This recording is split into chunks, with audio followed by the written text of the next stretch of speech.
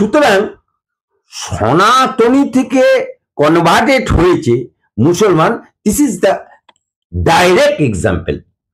তাহলে এত মুসলমান এলো কোত্থেকে ভারতবর্ষে? এসেছে সারা পৃথিবীর যদি ধর্মের ইতিহাস ঘাটা যায় তাহলে সব থেকে প্রাচীন ধর্ম হচ্ছে সনাতন ধর্ম। तेरा क्या होगा रे कलिया, अब तेरा क्या होगा। এখন যদি কাসেম সিদ্দিকী মরে যায়, ও তো অমরত্ব পায়নি, ও তো ক্ষুধার অমরত্ব পায়নি যে জীবনে মরবে না। আজকে যদি তাহলে কাসেম সিদ্দিকী মরে যায়, তাহলে ওর ঠ্যাং ধরে কি নবান্নে বাঁশ দিয়ে টানিয়ে দেওয়া হবে চিলকৌয়াতে খাওয়ার জন্য? হ্যাঁ, তোরা সিদ্দিকীর বিরুদ্ধে জেলাসি করার জন্য মমতা ব্যানার্জি ওকে নিয়েছে, কারণ মমতা ব্যানার্জি হচ্ছে ঘর ভাঙানি পাড়া ভোলানি। বিশেষ করে শুভেন্দুকে গালাগাল দেবার জন্য ওদের স্পেশাল ট্রেনিং হয়। আপনি দেখুন,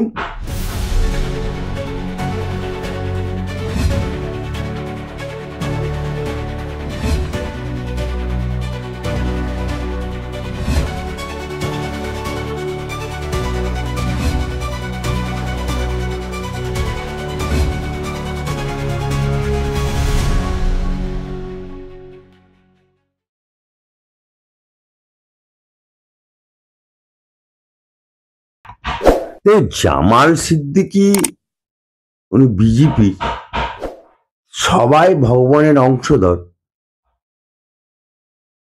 তিনি তার ব্যক্তিগত ওপিনিয়ন দিয়েছে এবং তিনি যে পোস্ট হোল্ড করছেন অ্যাকচুয়াল একটা ঐশ্বরিক মালিক তো আছে, পাওয়ার তো আছে, সেই হিসেবে উনি বলেছেন। কিন্তু তার সাথে রাজনীতির কতটা যোগ আছে, তার সাথে মানুষের কত যোগ আছে, সেটা কোনো ফ্যাক্টর না, সেটার কোনো ভ্যালু আসছে না। কিন্তু ভগবানের প্রেরিত মানুষ আমরা, সেই মানুষ আমরা চতুষ্পয়ী না। শুধু ভগবান মানুষকে সৃষ্টি করেনি, জামাল সিদ্দিকী বলছে মানুষ সৃষ্টি করেছে ভগবানের, আমি বলছি কায়নাত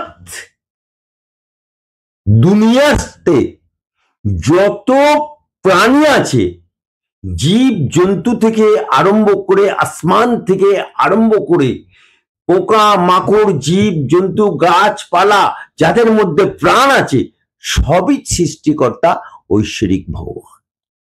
এবং সমুদ্রের তলে যে জীবগুলো আছে তাদেরও খাদ্য যোগাচ্ছে সেই ভগবান। যে মশা মচ্ছর তারও খাদ্য যোগাচ্ছে ভগবান। যে ছাড় পোকা তারও জীব আছে, সেটাও কিন্তু ভগবানের তৈরি। তাই ভগবান আল্লাহ গড ঈশ্বর একটা পাওয়ার, তারই সৃষ্টিকর্তাতে আজকে কায়নাত পৃথিবী চলছে। ওই জন্য ইসলাম ধর্মে বলছে আল্লাহর বিনা হুকুমে গাছের পাতা নড়ে না। মানুষ যখন জন্মায় তখন তার কপালে লেখা থাকে যে সে কি কি করবে। অনেকে মমতা ব্যানার্জিকে কুৎসা করে, আমিও কুৎসা করি, অনেকে প্রধানমন্ত্রীকে কুৎসা করে। আজকে নরেন্দ্র মোদী বাড়ি ছেড়ে সঙ্গে ছিল, সেই সঙ্গ করতে করতে করতে করতে তার কপালে লেখা ছিল রাজ তিলক, তাই তিনি গুজরাটের মুখ্যমন্ত্রী ছিলেন। তার কপালে লেখা ছিল ভারতবর্ষের প্রধানমন্ত্রী হবে, তাই প্রধানমন্ত্রী হয়েছে। সুতরাং রাজতিলক সবার কপালে থাকে না। এপিজে আব্দুল কালাম খবরের কাগজ বিক্রি করত, সে রাষ্ট্রপতি হবে এটা কেউ ভেবেছিল? যে একটা খবরের কাগজ বিক্রেতা বাড়ি বাড়ি খবরের কাগজ বিক্রি করে, সেই লোকটা ভারতবর্ষের বৈজ্ঞানিক হবে, সেই লোকটা ভারতবর্ষের রাষ্ট্রপতি হবে, এগুলো গড গিফটেড। স্যার, একটা সাক্ষাৎকারে সিদ্দিকীকে বলতে শোনা গেল যে ইসলামের অনেক আগেই সনাতন ধর্ম ছিল, এটি আমাদের সভ্যতার ভিত্তিতে, এবং তিনি বলছেন যে সরাসরি তিনি বলেই ফেললেন যারা রাম ও কৃষ্ণে বিশ্বাস করে না তারা মুসলিম নয়। কি বলবেন? দেখুন, জামাল সিদ্দিকী যে কথাটা বলেছে, ধর্মের যদি ইতিহাস ঘাটা যায়, সারা পৃথিবীর যদি ধর্মের ইতিহাস ঘাটা যায়, তাহলে সব থেকে প্রাচীন ধর্ম হচ্ছে সনাতন ধর্ম। সব থেকে প্রাচীন ধর্ম হচ্ছে এই হিন্দু ধর্ম। ইসলাম অনেক পরে। আবার এই সনাতন ধর্ম থেকে বৌদ্ধ ধর্ম হয়েছে। আমার ভারতবর্ষে সনাতন থেকে ইসলাম ধর্ম হয়েছে, আমার ভারতবর্ষেতে জৈন ধর্ম হয়েছে, সনাতন ভেঙে হয়েছে। সুতরাং ধর্ম, আজকে যদি কোনো মুসলমানকে যদি বলা হয় যে তোমার 7টা পিঁড়ির নাম বলো, 7টা পিঁড়ি, বেশি না, তাহলে দেখা যাবে 7 পিঁড়ি যদি গুনতে যাওয়া যায়, দাদা পরদাদা পরদাদা পরদাদা, প্রত্যেকের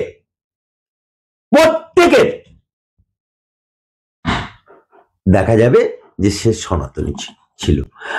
এই কারণেই আপনি দেখুন, একটা জ্বলন্ত এক্সাম্পল আমি দিচ্ছি। শফিকুল মল্লিক, আবার তৈয়ব মল্লিক, জাফর মল্লিক, এরা কিন্তু টাইটেল, এরা কিন্তু মুসলমান, টাইটেল কিন্তু মল্লিক, টাইটেল লাস্টে। আবার অজয় মল্লিক, বুদ্ধদেব মল্লিক, টাইটেল কোথা? সেই পেছনে। তাহলে ধর্ম আলাদা আলাদা, টাইটেল কিন্তু এক। চৌধুরী, বুদ্ধদেব চৌধুরী, গোবিন্দ চৌধুরী, রাজেন্দ্র চৌধুরী, ABA গনি খান চৌধুরী,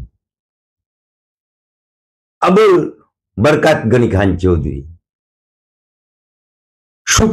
আবু সুফিয়ান চৌধুরী, গোলাম মুর্তজা চৌধুরী, টাইটেল পেছনে। সুতরাং সনাতনী থেকে কনভার্টেড হয়েছে মুসলমান। This is the direct example मैं दे रहा हूं। ইসলামে কোনদিন বৈষম্য নেই। তাহলে এত মুসলমান এলো কোত্থেকে? ভারতবর্ষে এসেছে কিছুটা তরবারির দ্বারা, এসেছে কিছুটা ব্রাহ্মণবাদের ছোঁয়াছুঁয়ির কারণে, কিছুটা লাট্টালিঙ্গা হিন্দুস্তান তার কারণে। আপনাকে একটা ছোট্ট এক্সাম্পল দিচ্ছি আমার বাংলা দিয়ে। পশ্চিম বাংলায় যখন বামফ্রন্ট সরকার ছিল 35 বছর, 1 বছর না, 2 বছর না, 3 বছর না, 35 বছর, আমার হাইকোর্ট থেকে শুরু করে নিউ সেক্রেটারি বিল্ডিং থেকে শুরু করে বাংলার প্রতিটা কোনায় কোনায় যে কোনো জিনিসে, পাড়ায় পাড়ায় হিন্দু মুসলমান, পাড়ায় পাড়ায় সমস্ত জায়গায় লাল ঝান্ডা করে পুকার, ইনকলাব জিন্দাবাদ। স্যার, আমি সেই তাহলে সবাই লাল, সবাই লাল। কিন্তু যেই সরকারটা পরিবর্তন হয়ে গেল, রাতারাতি সব মুসলমানরা তৃণমূল হয়ে গেল। অর্থাৎ একটা রাজনৈতিক পেশার থাকে। 700 বছর হিন্দুস্থানের বুকে মুসলমানরা রাজত্ব করেছে, তার প্রভাব তো কিছু না কিছু পড়েছে, প্রভাব তো কিছু না কিছু পড়েছে। তবু 700 বছর রাজত্ব করেও সনাতন ধর্ম আজও জিন্দাবাদ হয়ে আছে। 700 বছর রাজত্ব করেও আজকে ভারতবর্ষের বুকে 85%।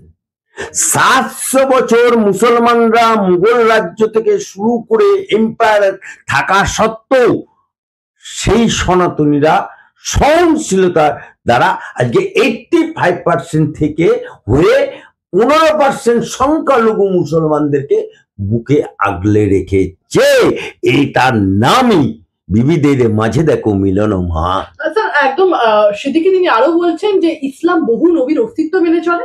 কোরআনে যেখানে 25 জন নবীর কথা বলা হয়েছে, হাদিসে আবার 1,24,000 জন বলা হচ্ছে যে 1,24,000 জন নবী এসেছিলেন এই পৃথিবীতে। তাহলে কে বলতে পারে ভগবান রাম বা কৃষ্ণ তাদের মধ্যে ছিলেন না? কি বলবেন? পক্ষান্তরে ভগবান রামকৃষ্ণকেও নবীদের মধ্যেই ফেলছেন সিদ্দিকী বাবু। আমি আপনাকে বলছি 1,24,000 পয়গম্বর এসছে, এটা একদম লিপিবদ্ধ, ইসলামে লিপিবদ্ধ। শেষ পয়গম্বর নবীজি।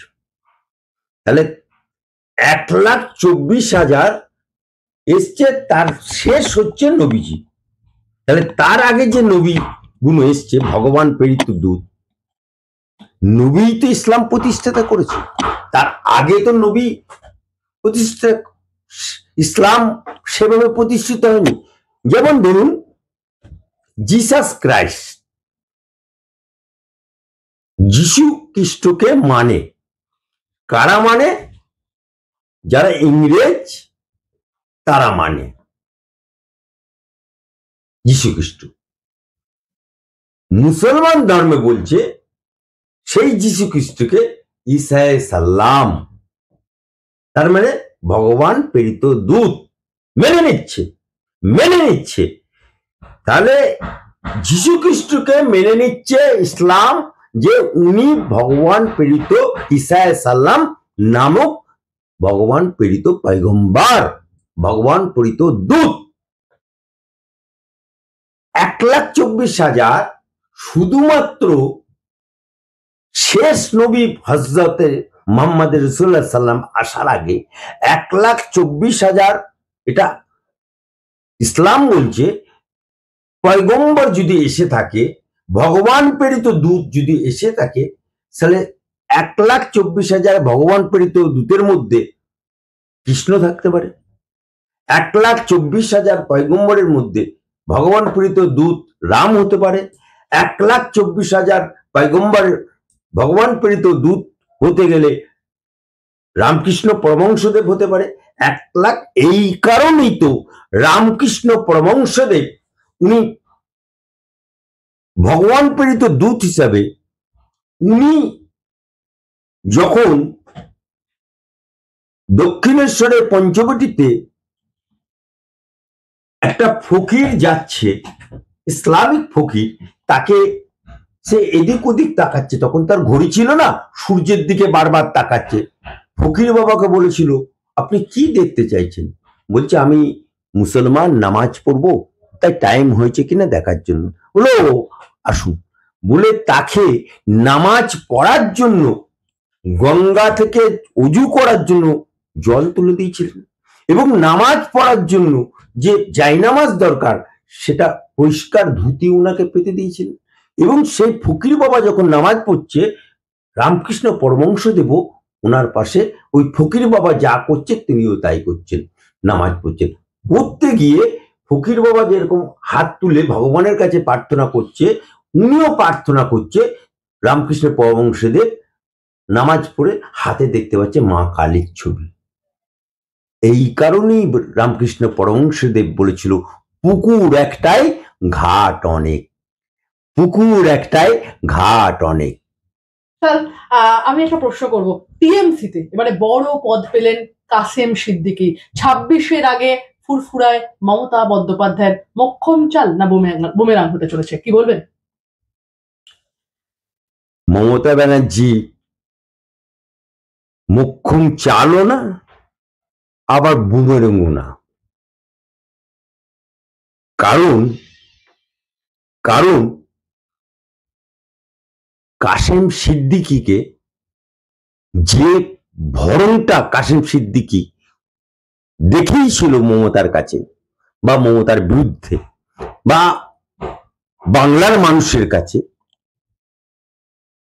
এই জায়গাতে আপনাকে একটা জায়গায় আমি কাসেম সিদ্দিকীকে সেলুট জানাচ্ছি।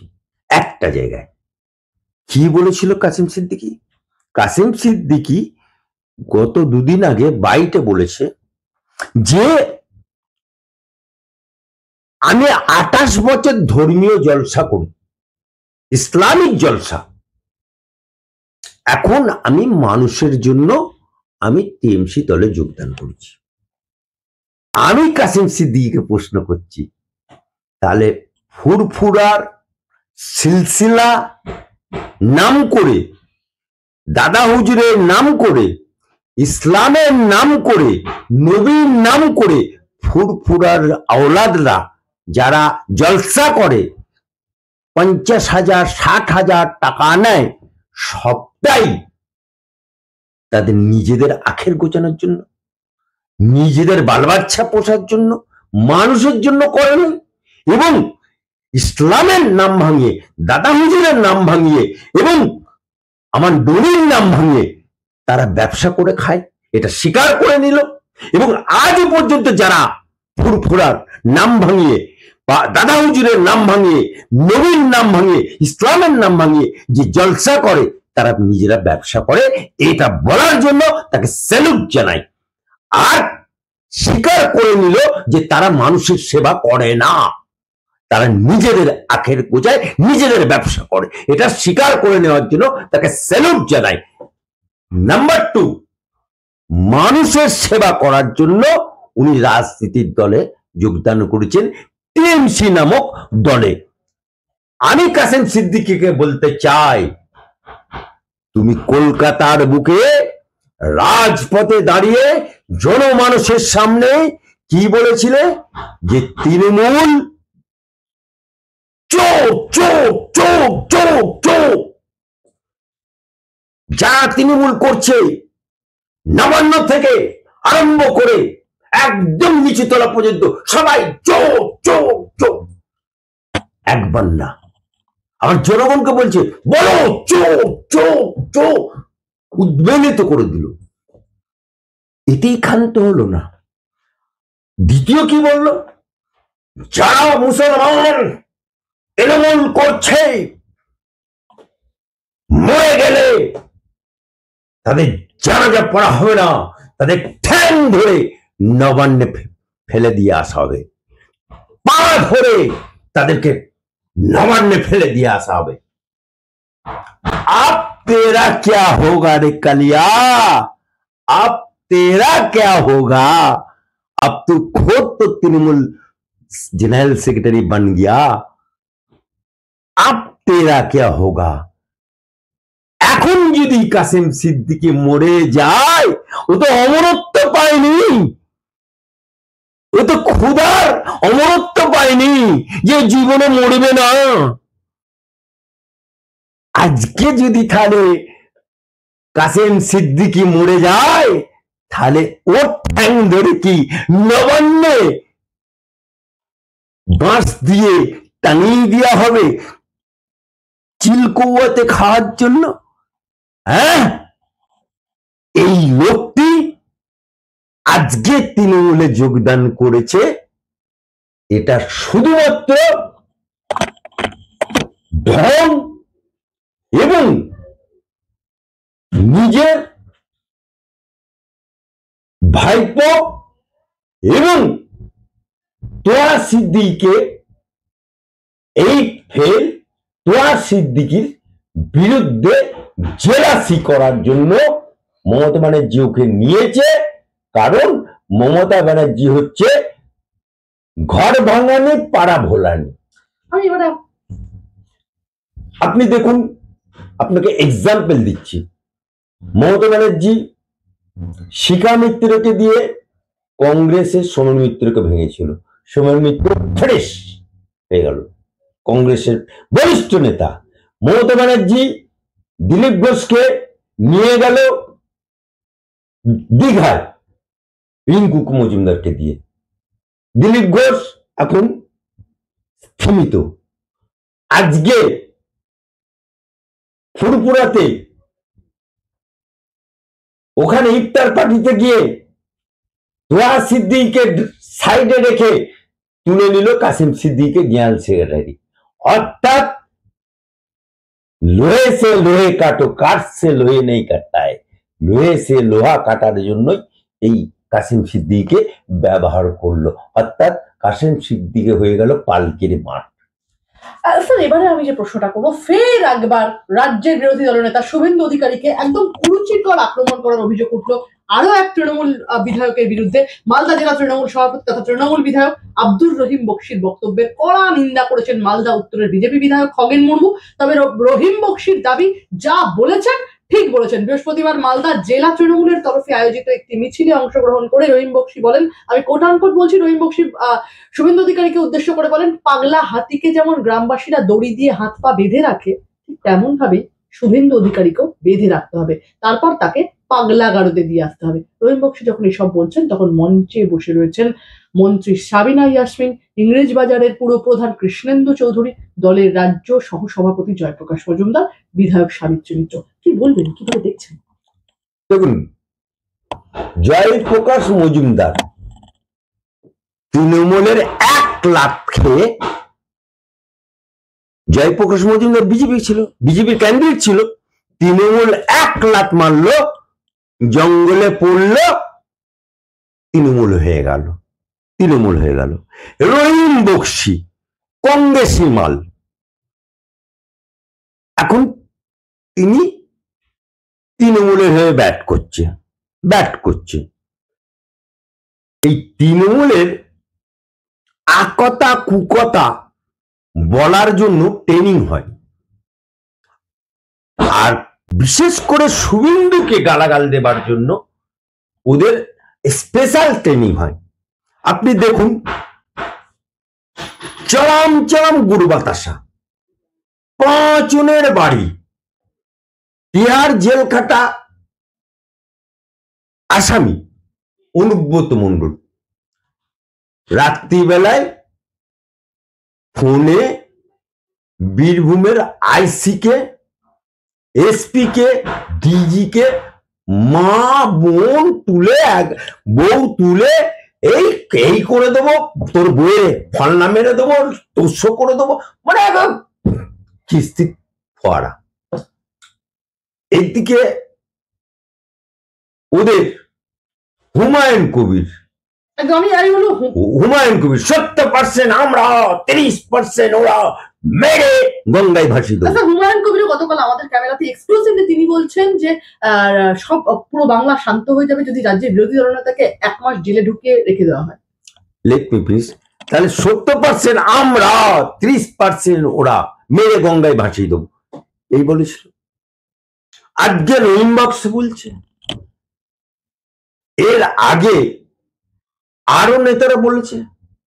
সুতরাং তৃণমূলের কালচার, এই শুভেন্দু অধিকারী আসার পরে বিজেপিতে, কারণ বিজেপি জানে, ভারতীয় জনতা পার্টি জানে যে তৃণমূলের কোথায় কোথায় লুফল্ট আছে। কারণ তৃণমূলের মন্ত্রী ছিল, তৃণমূলের মুর্শিদাবাদ থেকে শুরু করে, বীরভূম থেকে শুরু করে, মালদা থেকে শুরু করে, দিনাজপুর থেকে শুরু করে, তৃণমূলটাকে, ওগুলো কংগ্রেসের ঘাঁটি, সমস্ত শুভেন্দুর হাত ধরে তৃণমূলে এসছে। আজকে শুভেন্দু বিজেপিতে এসছে, তারা তৃণমূলের থেকে গেছে। বিশেষত মুসলমানরা শুভেন্দুর সাথে সাথ না দিয়ে তারা তৃণমূলের থেকে গেছে। আজকে তারা শুভেন্দুর বিরুদ্ধে, এই বিরোধী দলের নেতার বিরুদ্ধে যে কুৎসা রটাচ্ছে, এটা ভয়ে রটাচ্ছে, এবং এই রটানোটা আমরা কন্ডেম করছি। এবং যারা যারা করছে, সরকার বদল হলে দেখবেন এরাই আবার বিজেপি করবে। স্যার, আমার শেষ কয়েকটা প্রশ্ন। 26-এ 200-র নিচে নামবে তৃণমূল কংগ্রেস বলছেন হুমায়ুন কবির। একদম হুমায়ুনকে নিয়ে ইঙ্গিতপূর্ণ মন্তব্য করলেন তৃণমূল নেতা কুণাল ঘোষ। তিনি বললেন তৃণমূলে যতদিন আছে আছে ততদিন, এরকম একটা মন্তব্য করলেন কুণাল ঘোষ। তৃণমূলে যতদিন আছে বলে তিনি কি বোঝাতে চাইলেন? তাহলে কি হুমায়ুন কবির আবার বিজেপিতে ফিরছেন? হুমায়ুন কবির মালটা তো পাল্টু মাল। এ গুরু হচ্ছে অধীর রঞ্জন চৌধুরী। অধীর রঞ্জন চৌধুরী ওকে কংগ্রেসের বিধায়ক বানিয়েছিল। তারপরে কংগ্রেসে থাকাকালীন উনি তৃণমূলে যোগদান করলেন, উনি হলেন মন্ত্রী। 6 মাসের মধ্যে ইলেকশন হলো, উনি তৃণমূলের সিম্বলে হারলেন। তারপরে করলো নির্দল, তারপরে হলো বিজেপি এমপি টিকিটে দাঁড়ালো।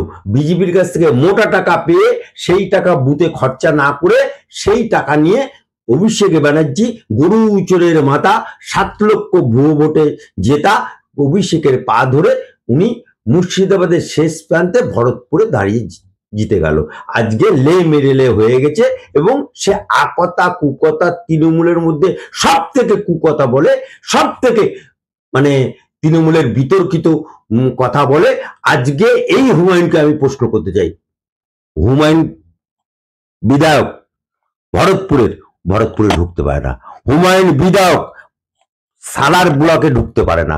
হুমায়ুন বিধায়ক ভরতপুর 2 নম্বর ব্লকে ঢুকতে পারে না, কারণ তৃণমূলই ওর বিরুদ্ধে মিছিল করছে। ব্লক প্রেসিডেন্ট তৃণমূলেরই ব্লক প্রেসিডেন্ট মোটরসাইকেল মিছিল করছে, তৃণমূলেরই ব্লক প্রেসিডেন্ট বলছে বিধায়ক হাঁটাও, হুমায়ুন হাঁটাও, ভরতপুর বাঁচাও।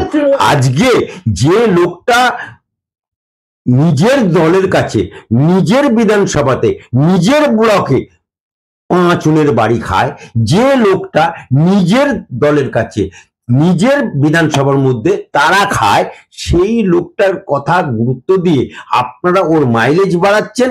আগামী দিনে ওই লোকটি জেলে থাকবে, ইন্তেজার করুন। 70% আমরা, 30% ওরাতে ওর বিরুদ্ধে এনআইএ ধারা লাগু হয়ে গেছে। সুতরাং ও ওখানে 26 সালে ইলেকশন লড়বে না জেলে থাকবে, সেটা ইন্তেজার। আমি বলতে চাইছি, তাহলে হুমায়ুন কবির যে মন্তব্যটা করলেন যে 200 পেরোবে না এই আসন্ন নির্বাচনে তৃণমূল, আপনি কি সহমত পোষণ করেন? দেখুন, আমি জ্যোতিষী না, আর আমি গোলককারও না, আর আমি এই ফেল তোয়ার সিদ্দিকির মতো বলে দিতে পারি না যা তাবিজ দিয়ে দিচ্ছি, জল পড়া দিয়ে দিচ্ছি, তোর বাচ্চা হয়ে যাবে, ভবিষ্যৎ করে দিচ্ছি, যা তোর গাড়িতে আমি তাবিজ লাগিয়ে দিয়েছি, তোর গাড়ি অ্যাক্সিডেন্ট হবে না। আমি সেরকম ব্যক্তি না। আমি এটুকু বলতে চাই, এটুকু বলতে পারি যে 26 সালের ইলেকশন कांटे से टक्कर होगा।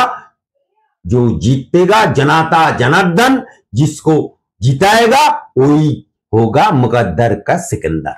স্যার, হুমায়ুন কবির এবং কেষ্টকে লাস্ট এন্ড ফাইনাল ওয়ার্নিং তৃণমূলের শৃঙ্খলা রক্ষা কমিটির, কি বলবেন? ওদের তো অনেক এরকম থাকে, বহিষ্কার করে। আরাবুল জগ ছুড়ে মেরেছিল, তাকে বহিষ্কার করেছিল, আবার ইলেকশনের সময় তাকে নিয়ে নিল। এরকম লোক দেখানো, লোক খেপানো, এরকম আইওয়াশ করা, সাসপেন্ড, শোকজ, লাস্ট ওয়ার্নিং। হাতির যেমন 2টো দাঁত থাকে, একটা দেখানে কে লিয়ে, একটা খানে কে লিয়ে। এখন বাইরের দাঁতটা দেখিয়েছে, ইলেকশন এলে আবার ওরা দলে চলে আসবে। অর্থাৎ ঝাঁকের কই ঝাঁকেই থাকবে, ঝাঁকের কইকে কেউ বার করবে না, আর ঝাঁকের কইও কেউ বেরিয়ে যাবেন। আর শেষ প্রশ্ন আপনার কাছে, পশ্চিমবঙ্গের বাঙালিকে বাংলাদেশি বলে ঘৃণার সৃষ্টি করছেন দেশে, বিরোধী বিজেপিকে নিশানা করলেন ফিরহাদ হাকিম। পুরমন্ত্রী বলছেন যে পশ্চিমবঙ্গ ভারতের অভিন্ন অংশ, আমরা সবাই ভারতীয়, আমরা কেউ বাংলাদেশি নই। বঙ্গভঙ্গের বিরুদ্ধে রাস্তায় নেমেছিলেন স্বয়ং রবীন্দ্রনাথ ঠাকুর। ধর্মের নামে দেশ একবার ভাগ হয়ে গেছে, আমরা সেই হানাহানি করতে দেব না, কি বলবেন? কিন্তু হাজি বিবি হজে যায়, ডুবে ডুবে পানি খায়। বিড়াল 100 চুয়া খেয়ে হজ মে যা রা হ্যায়। বিড়াল 100 ইঁদুর খেয়ে হজে যাচ্ছে, সেরকম এই ফিরহাদ হাকিম, এই লোকটি না বলেছিল যে 30% আমরা, আল্লাহ যদি করে আমরা 70% হয়ে যাব দাওয়াতে ইসলাম। তখন কোথায় ছিল? তখন কোথায় ছিল ফিরহাদ হাকিম? ও ফিরহাদ বাবু, লাজ তো করো, শরম তো করো। আজকে গার্ডেন রিচে, মহেশতলাতে যে কীর্তি হচ্ছে সমস্তটা দায়ী এই সরকার, এই পুলিশ, সাথে এই ফিরহাদ হাকিম। কলকাতা কা মেয়র বকরি ঈদের পরের দিনে লালে লাল রাস্তা দিয়ে 44 নম্বর ওয়ার্ডে জল বেরোচ্ছে তো রক্ত বেরোচ্ছে, ট্যাপ কলে জল বেরোচ্ছে না রক্ত বেরোচ্ছে, কেন? হোয়াই? আমি কোন ধর্মের দিকে যাচ্ছি না, নলবাহিত জলে রক্ত প্রবাহিত হবে কেন? সেখানকার কাউন্সিলর রেনা খাতুনের এলাকায় কেন হবে? উনি কি ঘুমোচ্ছিলেন? মেয়র, উনি তো কলকাতা কা মেয়র, রেনা বেগম তো কাউন্সিলর 44 নম্বরে। কেন রক্তবাহিত জল নলকূপে বাহিত হবে? কেন ড্রেন দিয়ে রক্তবাহিত জল প্রবাহিত হবে? জবাব দিতে পারবে? চোরের মায়ের বড় কথা। নির্বাচন সামনে বলেই কি সম্প্রীতির বার্তা? নির্বাচন এলে অনেকে সাধু হয়ে যায়, আর নির্বাচন এলে অনেকে ফকির বাবা হয়ে যায়, নির্বাচন এলে অনেকে আলী বাবা 40 চোর হয়ে যায়, আর নির্বাচন শেষ হয়ে গেলে তখন সব চিচিং ফাঁক হয়ে যায়। অনেক ধন্যবাদ আপনাকে আমাদের সঙ্গে থাকার জন্য।